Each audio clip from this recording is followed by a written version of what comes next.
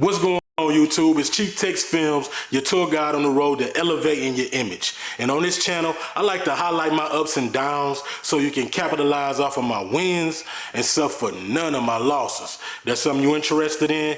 Make sure you subscribe to the channel and click that notification bell so you don't miss any more videos. All right, today we talking about this, the iPhone 13. Well, it's the 12, but we talking about the 13 today.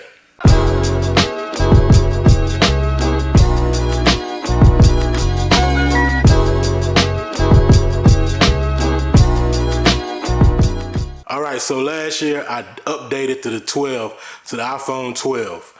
And the reason I did it was my other phone had died on me. It wasn't really no reason. I was on the iPhone XR and my phone had died on me, so I had to go to T-Mobile and upgrade. I didn't do it because I wanted to. But once I got the phone, I realized everything I thought about the camera was false. It was a great camera. The iPhone 12 has a great camera. And I've learned that about Apple products, period. I had an old 13-inch MacBook Pro, and I didn't want to update, but it started getting slow. So I decided to update, and now the new M1 chip MacBook Pro is blazing fast. So it just seems like if you update with the year, I don't know what kind of voodoo they do in there, but it just makes it better. Same thing with the phone, man. The phone was amazingly, the camera was amazingly better. The phone was amazingly faster. So for me to sit here and be like, the iPhone 13 camera isn't up to snuff, even with cinematic mode and all of that, I'm jumping the gun a little bit. I haven't seen it in action, but I do know one thing. GoPros, phones, I don't care what phone it is, what else? The 360 cameras, all of that. The sensors are too small. They're way too small to do what you need them to do. So if you think you're going to get out here and make a movie with an iPhone 13, you're sadly mistaken, man. The computer computation or whatever they doing to get the depth of field in cinematic mode, it's cool. It looks dope on the phone. Blow that thing up to a computer screen and you'll see the difference. You'll see fringing around the head. You won't see depth of field like you see here, where the background is completely blurry, man. So you got to be careful with your investment, because the iPhone is $1,000. Well, the Pro is probably over $1,000. For $1,000, man, you could get a dope DSLR. I would recommend the GH5S. You could probably get those for $1,000 now. If not, the GH5, you can get those for about $1,000. It's a lot of cameras you can get for $1,000, man. So for somebody to be like, oh, I can make movies with the iPhone like it's not a big investment or a big deal, they leading you the wrong way, man. You cannot. I don't care what kind of advertisement Apple does. Until they get a 1-inch sensor in these phones, they're not going to be able to compete with a full-frame camera, man. So just be careful when you're investing into this iPhone, into whatever Samsung got coming out for Google. Be careful with all of these phones. You know, the barrier of entry is almost even now. It's not like it was before with the iPhone. Man, the iPhone always been expensive, but now, you know, we reaching above $1,000 price point, and if you're into filming, there's no reason for you to upgrade the phone that you have to get an iPhone. Just get a camera, man. Just get a DSLR if you into YouTube, if you into whatever, man. If you trying to be a filmmaker, just go down the right path, man.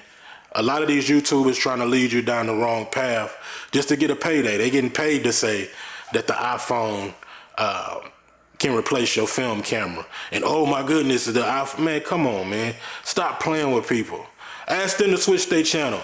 If they got 1 million subscribers, ask them to switch their channel to all iPhones. If that's what they believe in, if that's what they really believe in, tell them to switch to the iPhone. Throw away all them Reds and all of those cameras that they spent all that money on, and switch to the iPhone if they really believe in it, man. I wish these people would stop leading people down the wrong path, man. If you want a new phone, get a new phone because you want a new phone. Don't get the phone because of the camera, because you're going to be disappointed. Outside, it looks amazing. It looks amazing. I'm not going to lie to you. I think it's shooting in ProRes now. All of those things are great outside. If in a setting like this, you're going to see noise in the shadows. Guaranteed. And I haven't even seen the phone yet, but I know for a fact, just off of watching the videos that they have put out. Peter McKinnon put a video out, and he's hyping the camera up, the phone up, and I can see, man, I can see noise in the shadows. The footage looks terrible compared to his C500 footage that he shoots his channel on, man. And, Peter McKinnon, the man. I love Peter McKinnon, but come on, bro. Don't be leading people down the path like they can, do what you do with a phone, man. Cut it out. Technology is looking good, but it's not there yet. Once it gets there, I might eat crow and tell y'all to go get a phone. But until then, man, don't get a GoPro, don't get an iPhone, don't get nothing but a DSLR if this is what you really want to do. So I just had to say that. I really don't do gear reviews and things of that nature because I myself have fallen victim to getting things that YouTubers told me to get and end up wasting thousands of dollars a month, switching cameras because they said this one is better than that one. And man, my channel isn't geared to that because I was a victim of that. But when I see people leading, people down the wrong path, then I gotta say something. And this is one of those times that I have to say something, man. Like I said, I haven't seen the phone yet, but I doubt it's made the leaps and bounds and improvement since the 12, man. Like I said, I got the 12. This was last year's phone, and it's terrible in low light.